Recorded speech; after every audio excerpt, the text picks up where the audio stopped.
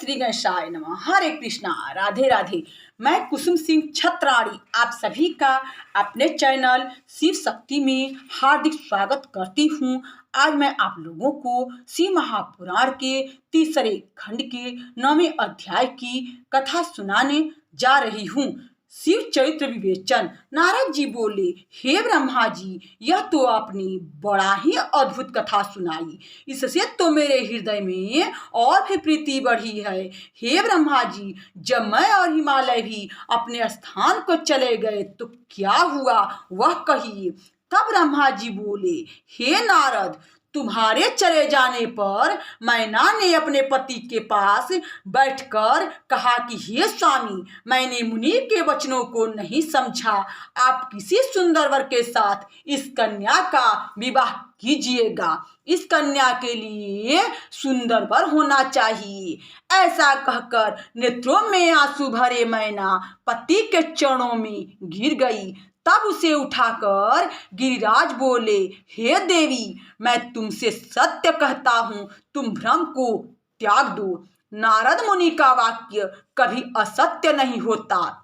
यदि तुम्हारी पुत्री पर ऐसा ही अधिक स्नेह है तो उसके पास जाकर तप करने का आदेश दे दो। थोड़े ही दिनों में शिव जी इस कन्या का पाणी ग्रहण करेंगे और हमारे सभी अमंगल दूर होकर सब कार्य शुभ हो जाएंगे। यह सुन मैना प्रसन्न हो पुत्री के पास आई और तप करने का आदेश देना चाहा, परंतु गिरि प्रिया स्नेहवश अपनी पुत्री से कुछ कह न सकी।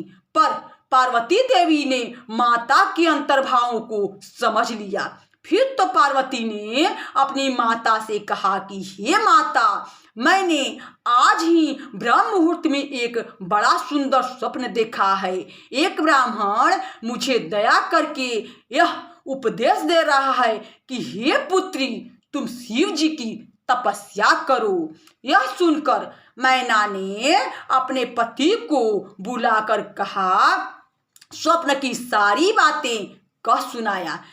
जिसे सुनकर गिरिराज को बड़ी प्रसन्नता हुई। उन्होंने कहा, हे प्रिय, आज प्रातः मैंने भी एक स्वप्न देखा है। एक तपस्वी ब्राह्मण मेरे नगर के पास तप करने आया है।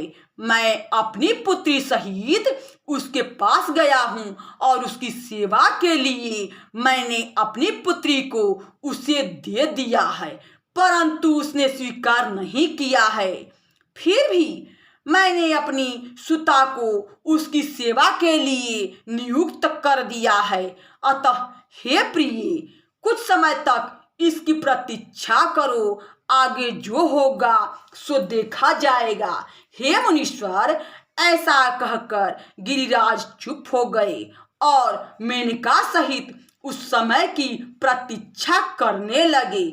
जब इस प्रकार बहुत समय व्यतीत हो गया, तब सती के वियोगी शिव जी अपने गणों को साथ लिए तप करने उसी नगर में आए। यह देख पार्वती जी अपनी सखियों को साथ ले नित्य वहां जाकर उनकी सेवा करने लगी, परंतु काम से पीड़ित होते हुए भी शिव जी में कोई विकार न आया। इसको देख देवताओं ने कामदेव को उनके पास भेज दिया। शिव जी ने उसे अपनी नेत्राग्नि से भस्म कर दिया।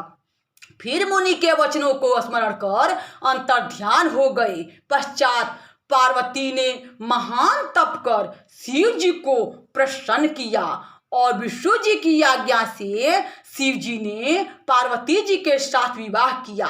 हे तात, यह संक्षेप में मैंने शिव जी का परम दिव्य विवाह कहा।